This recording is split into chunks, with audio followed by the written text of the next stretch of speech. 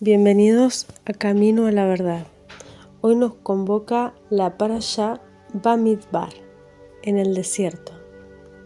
Y primero hacemos nuestra oración para que sea palabra del Espíritu Santo y no palabra de esta servidora. Baruch atah Yahweh Eloheinu melech haolam asher kideshanu bemishvotav ve'asher natar lanu haderek Yeshua bemashiach Yeshua. Bendito eres tú, Padre Dios nuestro, Rey del universo, que nos santificas con tus mandamientos y nos has encomendado el camino de salvación a través de nuestro Mesías y ungido, Yeshua HaMashiach, Jesús el Cristo.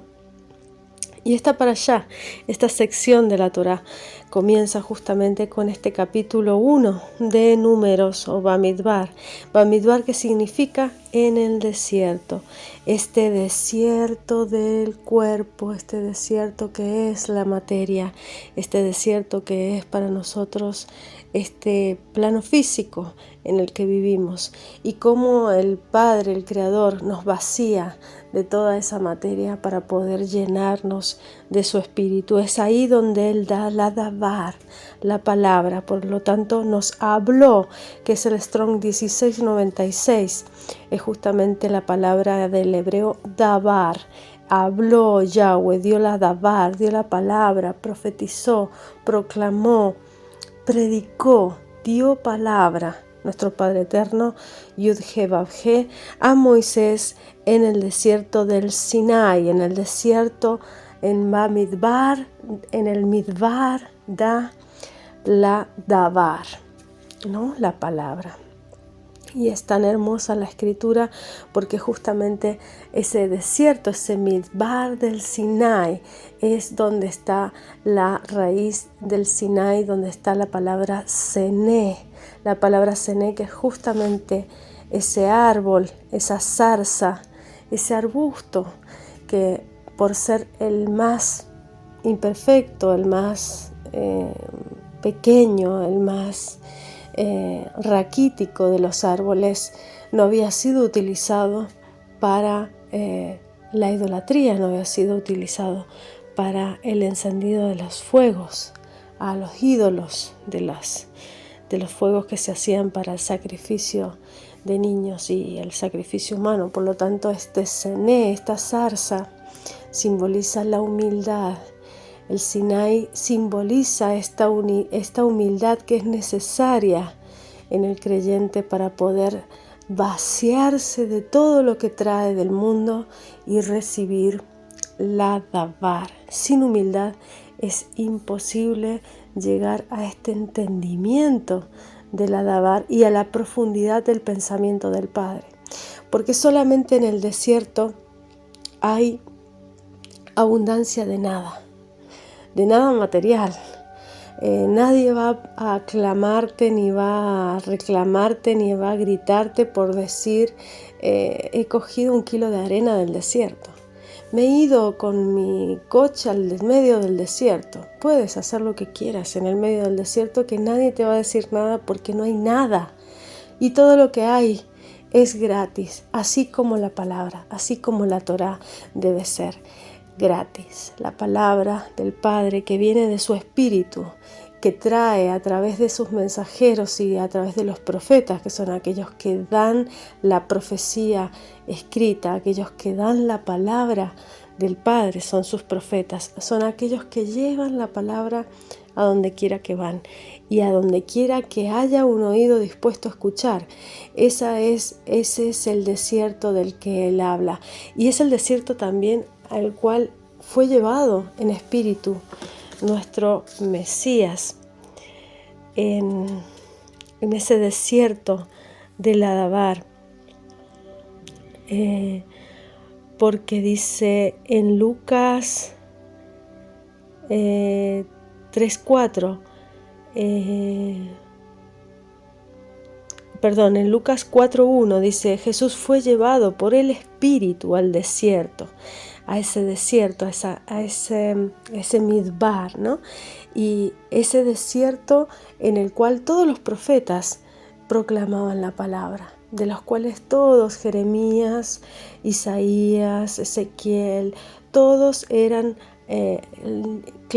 clamaba al Padre su voz en ese desierto. Y ellos llevaban esa palabra al desierto, porque el desierto también simboliza externamente el trabajo difícil del profeta de llevar la palabra a aquellos que no quieren escuchar. Ese es el desierto también para el profeta, es ese desierto del cual uno ve muchas personas, ve muchos como arenas del mar, pero son personas que no quieren escuchar, por eso es un desierto. No hay fruto, no hay tierra fértil para dar la semilla, para dar la palabra. Y así también como Yeshua es llevado al desierto. Cuando es llevado al desierto es cuando es traído en espíritu a hacer ese trabajo y a realizar ese ayuno, a renunciar incluso a su propio cuerpo, y en el espíritu al final de ese ayuno de 40 días y 40 noches es cuando es tentado por el adversario, por el Hasatán, el diablo. Y justamente en esta palabra, en esta sección nos sigue explicando. Dice: habló Yahweh a Moisés en el desierto del Sinai, en el tabernáculo del testimonio, en el primero del mes segundo, en el segundo año de su salida de la tierra de Egipto. Aquí está diciendo otro mensaje, y es el 2 y el 2.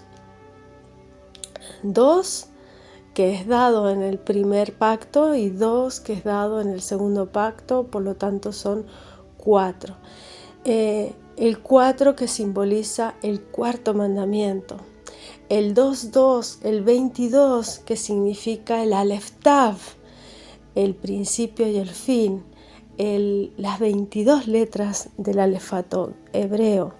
El 2.2, que simboliza también nuestro Mesías, el trabajo de ese Mesías que es dado, es la palabra que es dada primero como palabra y después finalmente hecha carne en un hombre. O sea, cómo completamos en nosotros ese trabajo de perfeccionamiento a través de ese proceso que comienza con la Aleph del Padre y finaliza con la Tav.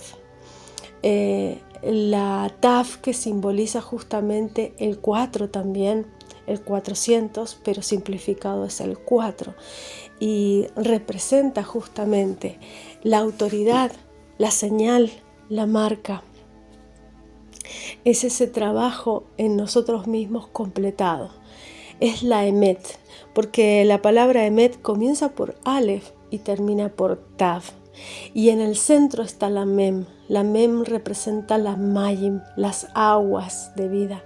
Esa Mayim que es toda la palabra completa, desde Bereshit hasta Apocalipsis, la completitud de los 2 testigos, la completitud tanto del Antiguo Testamento en palabra, en Dabar, como del Nuevo Testamento en esa palabra hecha carne, o sea, ese ser que encarnó en sí mismo, ese Mesías que encarnó en sí mismo todo el trabajo del Padre y toda la llenura de su palabra, de su espíritu, de sus mandamientos, hechos palabra, hechos carne, hechos acción, hechos experiencia viva, sabiduría viva en este mundo. Eso es el Aleph Tav, eso es el Alfa y el Omega, a lo que se refiere él a sí mismo en las visiones de Juan en el Apocalipsis. Esto es lo que nos refiere este 2.2, que después se repite cuando se refiere al pueblo de los levitas. Estos 22.000 levitas, habla también del 2.2. Esta es la revelación del Mesías, de las perlas del Mesías dentro de la escritura de la Torá. Dice: tomad el encabezamiento de toda la congregación de los hijos de Israel por sus familias. Entonces aquí se refiere a los Roshit, a los Rosh, a las cabezas de las familias. ¿Por qué a las cabezas de las familias?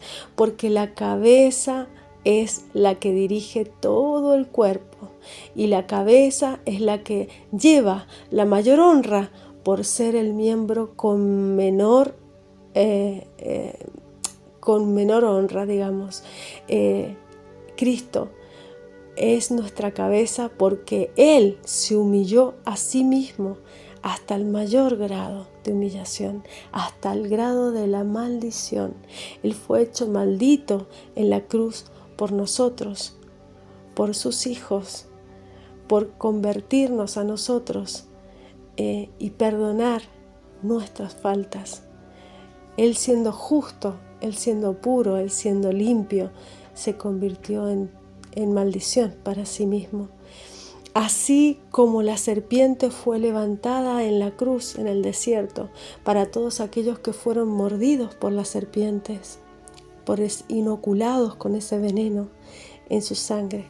Todos los que veían esa imagen de esa cruz de bronce levantada por Moisés en el desierto, es la representación de cómo el Hijo del Hombre, la serpiente caída, la serpiente, el hombre de este mundo, que es el hombre, la raza caída, era levantado, como la serpiente, como Adán era levantado en ese momento para redención de la carne. Dice, entonces tomad el encabezamiento de toda la congregación de los hijos de Israel por sus familias, por las casas de sus padres, con la cuenta de los nombres, todos los varones por sus cabezas, por los rosh, porque los hombres son cabezas de tribus, los hombres son cabeza de familia, los hombres son cabeza de ejércitos, cabezas de naciones, de gobiernos, son reyes. Ese es el orden que da nuestro Creador, porque nuestro Creador, el Padre Eterno, es un Dios que no tiene sexo, que no tiene razas, que no tiene color, que no tiene forma, pero que tiene un orden. Él pone una jerarquía. Todo en su reino es jerárquico. Entonces nos está hablando de un carácter con un orden de parte de nuestro Creador. Él quiere un orden, Él no quiere el caos, Él no quiere la anarquía. Él quiere justamente un orden con justicia, con justa medida de las leyes, con justa medida en autoridad, porque todos aquellos que no se someten al orden del Creador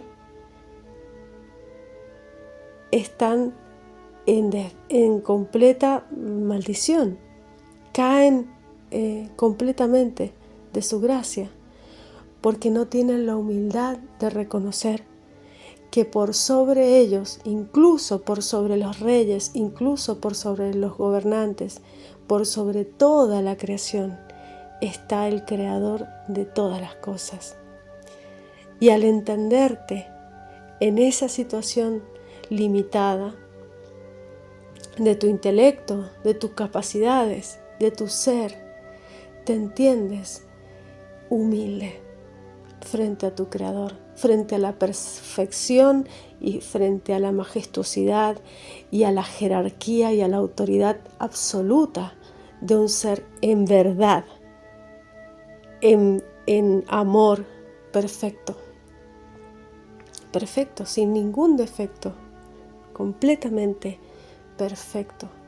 Entonces es la medida de su perfección lo que nos hace inevitablemente, al mirarnos a nosotros mismos para adentro, ser humildes frente a Él. Él no nos revela todo para que siempre nos mantengamos humildes. Él tiene esa compasión para con nosotros, porque sabe nuestros defectos, sabe nuestras debilidades, sabe la vanidad y el orgullo con el que hemos sido creados. Por lo tanto, en nuestras imperfecciones, en nuestras debilidades, Él nos da fortaleza y no nos revela toda la verdad para que podamos descubrirla poco a poco. Es como a un niño que tú le regalas un rompecabezas ya armado. ¡Qué gracia tiene! ¿Qué gracia tiene para ese niño si tú le compras una maqueta de estas que son con muchas piezas pequeñitas y se la das armada, ya pegada, plastificada y guardada en una caja? ¿Qué gracia tiene? Ninguna. El desafío de ese niño que está creciendo es la de ir encajando las piezas, ir descubriendo el paisaje del puzzle, ir encajando cada una de las pequeñas piececitas de esa nave que no sabe la forma y las dimensiones que tendrá. Y entender que en lo pequeño, en el pequeño trabajo diario de entender pieza por pieza, logra la magnitud de toda una obra. Es sentir que Él también participa de esa creación. Igual hace nuestro Padre Eterno con nosotros. Él quiere hacernos partícipe de su creación.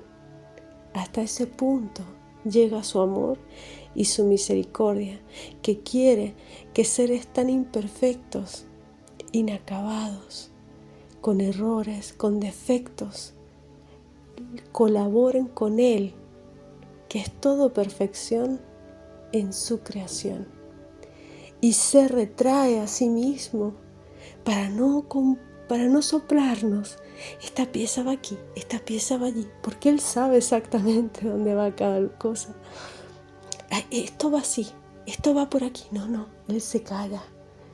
Él se calla y te va revelando poco a poco y de forma muy sutil sus secretos, sus misterios, para que también te alegres y te sorprendas cuando descubras que al hacerle caso y poner la pieza donde Él te decía, era de esa forma, era verdad.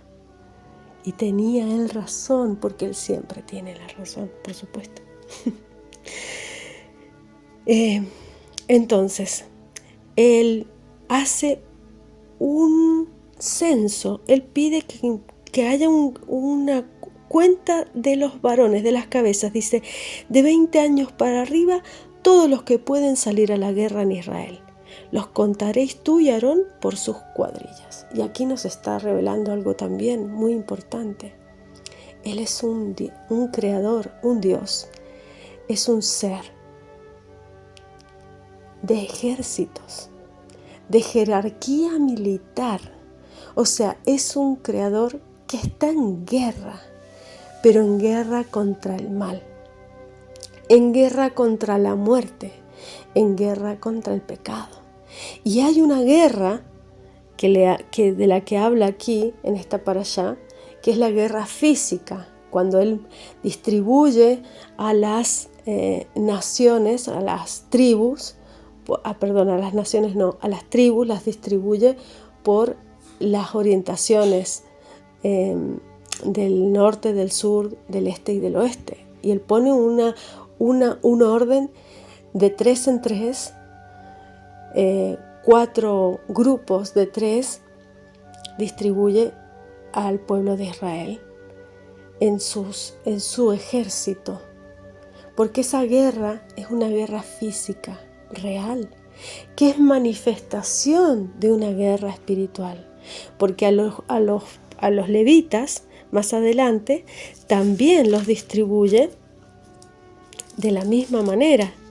El primero habla del pueblo de Israel y después dice, solamente no contarás a la tribu de Leví. ¿Sí? Les da ese precepto, que lo único que no se puede contar es la tribu de Leví, porque Leví es su porción.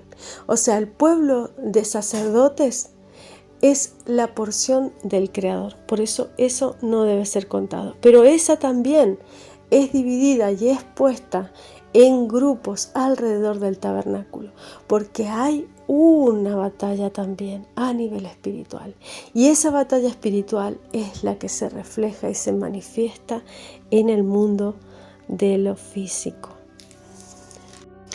La Haftará de Bamidbar es Oseas, capítulo 2, y dice, decid a vuestros hermanos, a mí, Y a vuestras hermanas Ruamá, pleitead con vuestra madre, pleitead, porque ella no es mi mujer, ni yo su marido.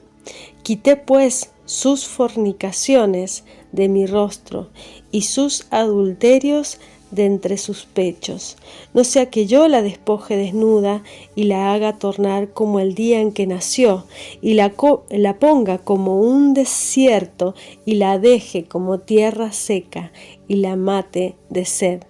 Ni tendré misericordia de sus hijos porque son hijos de fornicaciones, porque su madre fornicó, la que los engendró fue avergonzada, porque dijo: iré tras mis amantes, que me dan mi pan, mi agua, mi lana, mi lino, mi aceite y mi bebida. Por tanto, he aquí yo cerco tu camino con espinas, y la cercaré con seto, y no hallará sus caminos. Y seguirá sus amantes y no los alcanzará, buscáralos y no los hallará. Entonces dirá: iré y volveréme a mi primer marido, porque mejor me iba entonces que ahora. Y ella no reconoció que yo le daba el trigo, el vino, el aceite, y que les multipliqué la plata y el oro, con que hicieron a Baal. Baal es la adoración idolátrica a los señores, a los astros, a las potestades de la oscuridad. Y dice: por tanto, yo tornaré y tomaré mi trigo a su tiempo, y mi vino a su sazón, y quitaré mi lana, mi lino, con que había para cubrir su desnudez. Ahora descubriré yo su locura delante de los ojos de sus amantes, y nadie la librará de mi mano. Y haré cesar todo su gozo, sus fiestas, sus nuevas lunas, sus shabbatots y todas sus festividades, y haré talar sus vides, sus higueras. Entonces aquí se refiere justamente a Israel.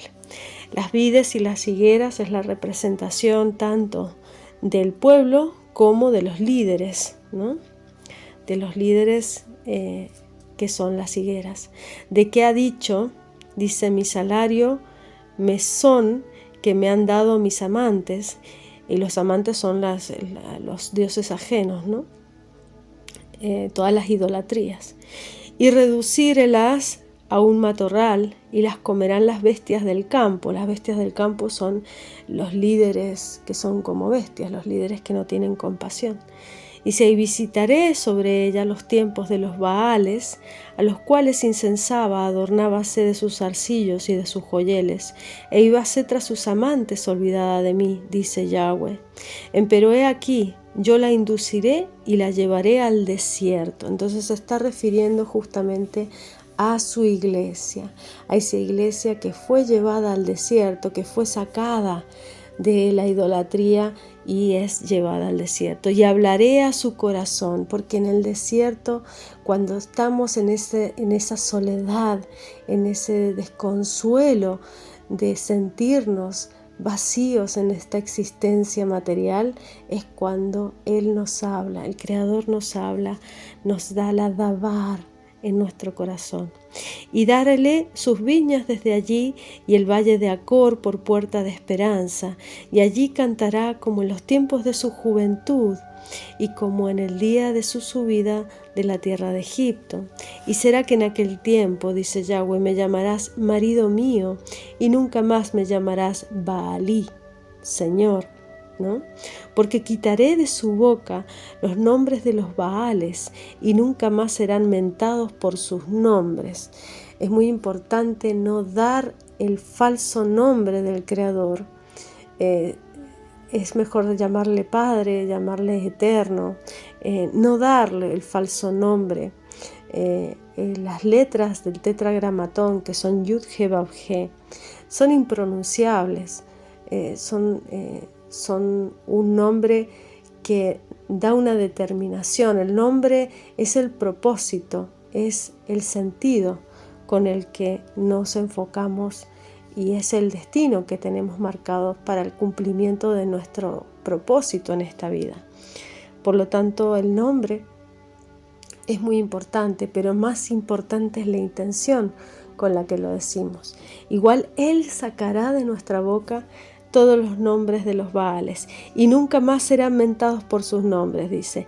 Y haré por ellos concierto en aquel tiempo con las bestias del campo, con las aves del cielo, con las serpientes de la tierra, ¿no? Las serpientes son estos tres grupos, ¿no?, de seres de la oscuridad, ¿no? Tanto hay aves en el cielo, tanto hay ángeles, ¿no?, entidades de energías, intelectos de oscuridad, como bestias del campo, que son los hombres bestias que no tienen alma, que han perdido completamente su humanidad, y las serpientes de la tierra, que son aquella descendencia de la serpiente, ¿no? Y con las serpientes de la tierra, y quebraré arco y espada y batalla de la tierra, y harélos dormir seguros, dice. Y te desposaré conmigo para siempre, desposarte conmigo en justicia y juicio, misericordia y miseraciones, ¿sí? Y te desposaré conmigo en fe, y conocerás a Yud-He-Vav-He, a Yahweh. Y será que en aquel tiempo responderé, dice Yahweh, yo responderé a los cielos, y ellos responderán a la tierra. Estos son los dos testigos, el cielo y la tierra, así como la palabra y Yeshua también son los dos testigos. Dice, y la tierra responderá al trigo y al vino, al aceite, y ellos responderán a Jezreel. Y sembraré para mí en la tierra, y tendré misericordia de Lo Ruhamá, y diré a Lo Amí, pueblo mío tú, y él dirá, Dios mío, Elohim mío. Esta Lo Ruhamá es aquella que tuvo Oseas con la mujer promiscua, y justamente esta Lo Ruhamá es, no más tendré misericordia de la casa de Israel, sino que los quitaré del todo, dice. Esta es Lo Ruhamá, la casa de Israel. Y dice, no los salvaré con arco ni con espada, ni con batalla, ni con caballos, ni caballeros. ¿Con qué los salvará? Con la Dabar, con la palabra, con Yeshua. A todos aquellos que se quisieron salvar, por supuesto.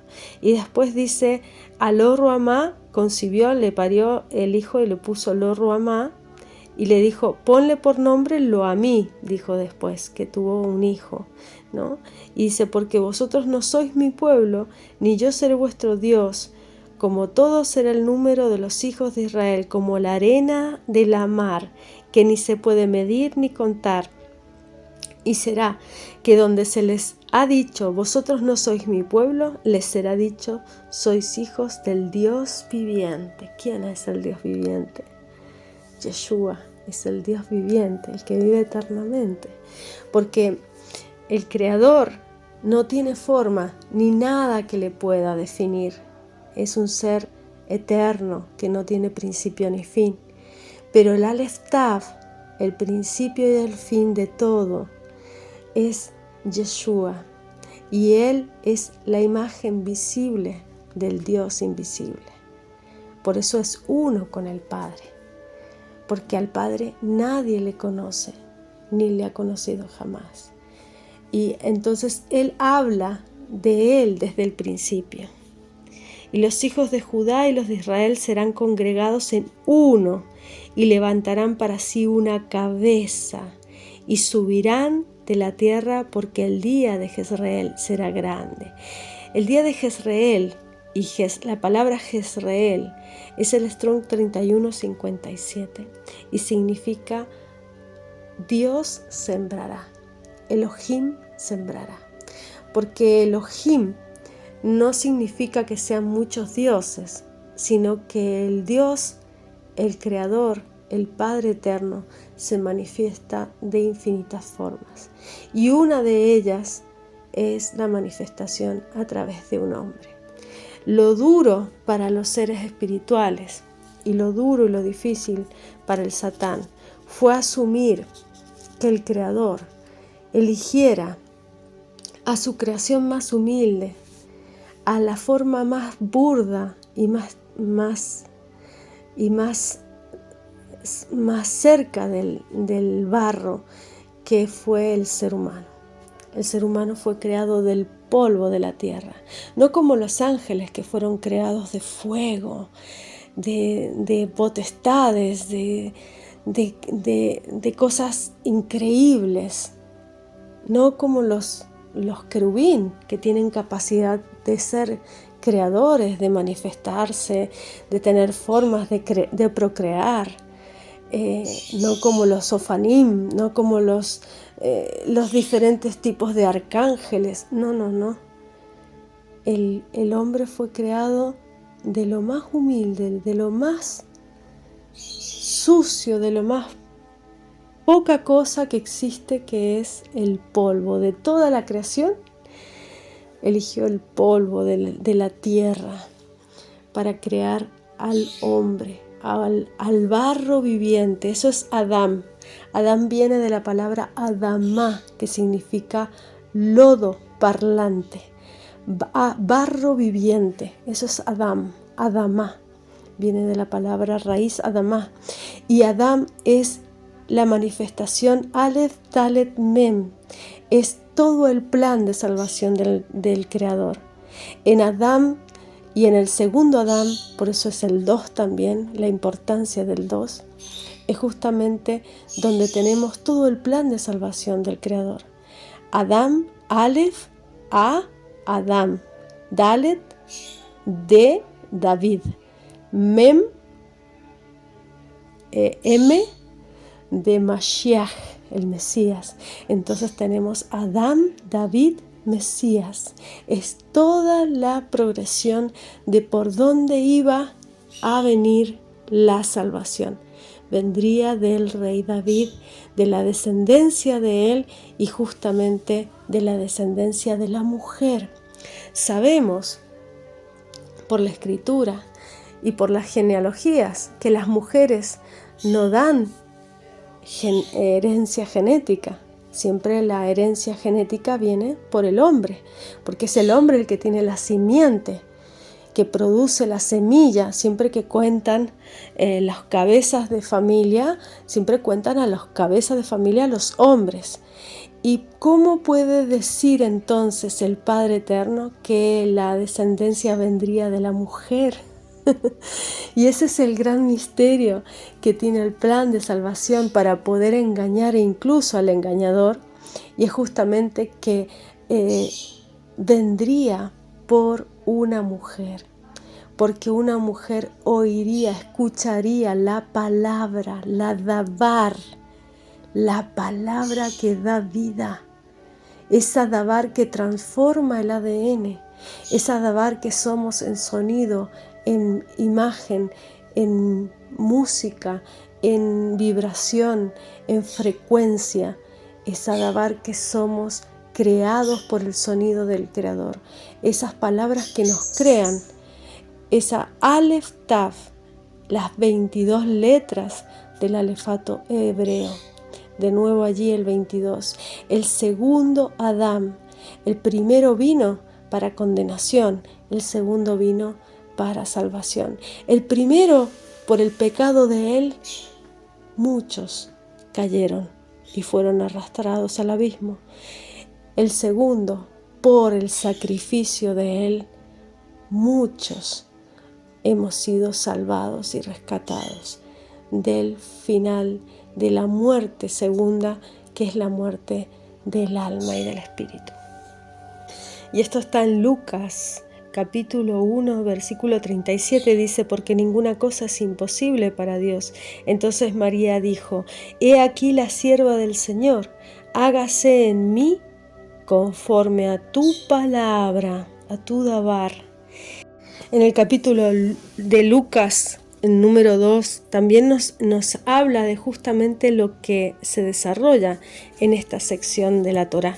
Y dice: aconteció en aquellos días que salió edicto de parte de Augusto César por toda la tierra que fuese empadronada. Este empadronamiento primero fue hecho siendo Cirenio gobernador de la Siria.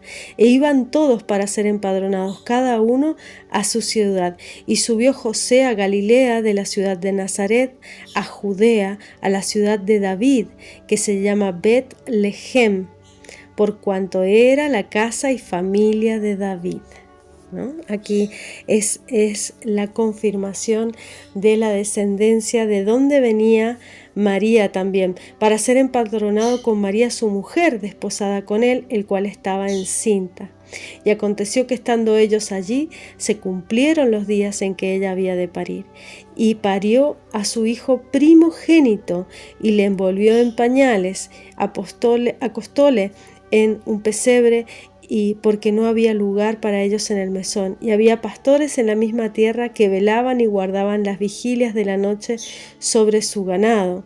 He aquí el ángel del Señor vino sobre ellos, y la claridad de Dios los cercó de resplandor. Tuvieron gran temor, mas el ángel les dijo: no temáis, porque aquí os doy nuevas de gran gozo, que será para todo el pueblo, que os ha nacido hoy en la ciudad de David un Salvador, que es Cristo el Señor, es el Mesías tan ansiado y tan profetizado por todos los profetas en toda la historia de los 6.000 años de historia de la humanidad. Y esto eran 5.000 años cuando nació Cristo. Y esto os será por señal: hallaréis al niño envuelto en pañales, echado en un pesebre. Y repentinamente fue con el ángel una multitud de los ejércitos celestiales que alababan a Elohim y decían: gloria en las alturas a Dios, y en la tierra paz, buena voluntad para con los hombres. Entonces esta multitud de los ejércitos, porque es la forma y la jerarquía y el diseño de nuestro Creador. Él es un Dios de orden, Él es un Dios que ama el orden y ama el respeto hacia la autoridad. Y por tanto Él inculca esto en sus hijos.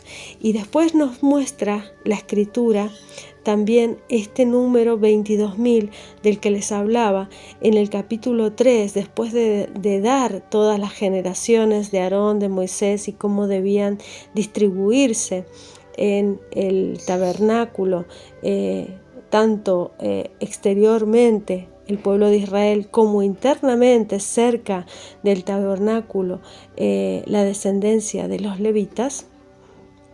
Pues también nos habla de justamente cuántos eran. Dicen: todos los contados de los levitas que Moisés y Aarón, conforme a la palabra, la dabar de Yahweh, contaron por sus familias, todos los varones de un mes para arriba fueron 22.000. Entonces aquí nos está dando otra clave, y es que el ejército es de 20 años para arriba cuando son contados, de 20 a 50 años. Pero para cumplir la misión dentro del sacerdocio, dentro del mundo espiritual, es a partir del mes de vida. O sea que incluso los bebés a partir del nacimiento ya comienzan a tener esa responsabilidad del sacerdocio, que después es ejercida a partir de los 30 años, pero que ya desde el mes de vida ya saben que ellos deben ser de esos 22.000, de ese grupo, de ese sacerdocio que debe cuidar de la palabra, de la dabar, y que debe cuidar justamente del tabernáculo. Y dice: y Yahweh dijo a Moisés: cuenta todos los primogénitos varones de los hijos de Israel de un mes para arriba, y toma la cuenta de los nombres de ellos, y tomarás los levitas para mí, yo Yahweh, en lugar de todos los primogénitos de los hijos de Israel, y los animales de los levitas en lugar de todos los primogénitos de los animales de los hijos de Israel. Y como Moisés y como Yahweh le mandó, todos los primogénitos de los hijos de Israel y todos los primogénitos varones, conforme a la cuenta de los nombres de un mes para arriba, los contados de ellos fueron 22.273. Y habló Yahweh a Moisés diciendo: toma los levitas en lugar de todos los primogénitos de los hijos de Israel, y los animales de los levitas en lugar de sus animales, y los levitas serán míos, yo Yahweh. Entonces los levitas eran de Yahweh, ellos eran esa parte, esa porción apartada. De todo el mundo la porción apartada fue Israel, y de todo Israel la porción apartada para Yahweh fueron los levitas. ¿Y esto por qué? porque es así. Y nos lo explica 1 Corintios 12, a partir del versículo 12. Y dice, porque de la manera que el cuerpo es uno y tiene muchos miembros, empero todos los miembros del cuerpo, siendo muchos, son un cuerpo, es también Cristo, es también así el Mesías. Porque por un espíritu somos todos bautizados en un cuerpo, ora judíos o griegos, ora siervos o libres, todos hemos bebido de un mismo espíritu. Pues ni tampoco el cuerpo es un miembro, sino muchos. Si dijere el pie, ¿por qué no soy mano? No soy del cuerpo, ¿por eso no será del cuerpo? Y si dijere la oreja, ¿por qué no soy ojo? No soy del cuerpo, ¿por eso no será del cuerpo? Si todo el cuerpo fuese ojo, ¿dónde estaría el oído? Si todo fuese oído, ¿dónde estaría el olfato? Mas ahora Elohim ha colocado los miembros, cada uno de ellos, en el cuerpo como quiso. Que si todos fueran un miembro, ¿dónde estuviera el cuerpo? Mas ahora muchos miembros son a la verdad, empero un cuerpo. Ni el ojo puede decir a la mano, no te he menester, ni asimismo la cabeza a los pies, no tengo necesidad de vosotros. Antes, mucho más, los miembros del cuerpo, que parecen más flacos, son necesarios. Y a aquellos del cuerpo que estimamos ser más viles, a estos vestimos más honrosamente. Y los que en nosotros son menos honestos tienen más compostura. Porque los que en nosotros son más honestos no tienen necesidad. Mas Elohim ordenó el cuerpo, dando más abundante honor al que le faltaba. Por eso la cabeza está en esa postura de mayor honor, porque es la que le falta más honor.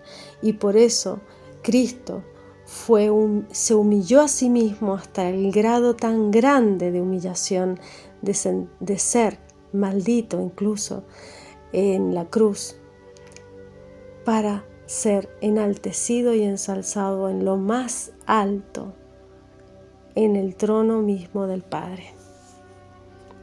Y dice, para que no haya desavenencia en el cuerpo, sino que los miembros todos se interesen los unos por los otros. Por manera que si un miembro padece, todos los miembros a una se duelen.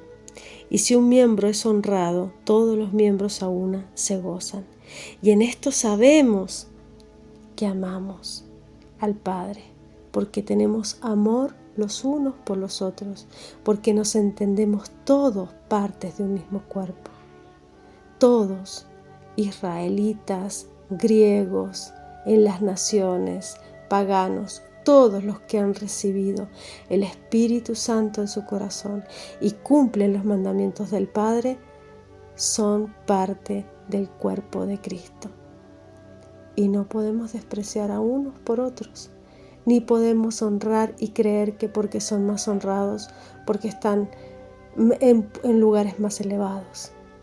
Así también el Padre puso al hombre por cabeza de la mujer, para darle mayor honra a aquello que no tenía esa honra. Y así los hombres son cabezas de naciones, son cabezas de pueblos. Y así los hombres son cabezas en todos los aspectos de ese desarrollo material, pero no significa que puedan humillar al resto de las partes del cuerpo. No significa que puedan humillar a la mujer. Significa que ellos tienen mayor responsabilidad al tener ese puesto, esa responsabilidad. Y dice, para que no haya desaveniencia en el cuerpo, sino que los miembros todos se interesen los unos por los otros, por manera que si un miembro padece, todos los miembros a una se duelen, y si un miembro es honrado, todos los miembros a una se gozan. Pues vosotros sois el cuerpo de Cristo y miembros en parte. Y a unos puso Dios en la iglesia primeramente apóstoles, luego profetas, lo tercero doctores, luego facultades, luego dones de sanidades, ayudas, gobernaciones, género de lenguas. ¿Son todos apóstoles? No. ¿Son todos profetas? No. ¿Todos son doctores? No. ¿Todos son facultades? ¿Todos tienen dones de sanidad? ¿Hablan todos lenguas? ¿Interpretan todos? No. Empero procurad los mejores dones, más aún yo os muestro mi camino más excelente. Porque ¿de qué sirve que si yo hablase lenguas humanas y angélicas y no tengo caridad, vengo a ser como metal que resuena, como címbalo que retiñe? Y si tuviese profecía y entendiese todos los misterios, toda la ciencia, si tuviese toda la fe, de tal manera que traspasase los montes y no tengo caridad, nada soy sin amor, sin caridad, sin ayuda y asistencia al huérfano. Y si repartiese toda mi hacienda para dar de comer a los pobres, y si entregase mi cuerpo para ser quemado y no tengo caridad, no tengo amor, de nada me sirve. La caridad, el amor, es sufrida, es benigna. La caridad no tiene envidia. El amor no hace sin razón, no se ensancha, no es injurioso, no busca lo suyo, no se irrita, no piensa mal, no se huelga de la injusticia, mas se huelga de la verdad. Todo lo sufre, todo lo cree, todo lo espera, todo lo soporta. La caridad nunca deja de ser, mas las profecías se han de acabar, y cesarán las lenguas, y la ciencia ha de ser quitada, porque en parte conocemos y en parte profetizamos, mas cuando venga lo que es perfecto, entonces lo que es en parte será quitado. Cuando yo era niño, hablaba como niño, pensaba como niño, jugaba como niño, mas cuando ya fui hombre hecho, dejé lo que era de niño. Ahora vemos por espejo, en oscuridad, mas entonces veremos cara a cara. Ahora conozco en parte, mas entonces conoceré como soy conocido en verdad. Y ahora permanecen la fe, la esperanza y la caridad, el amor. Estas tres, pero la mayor de ellas es la caridad. La mayor de ellas es el amor. Shalom.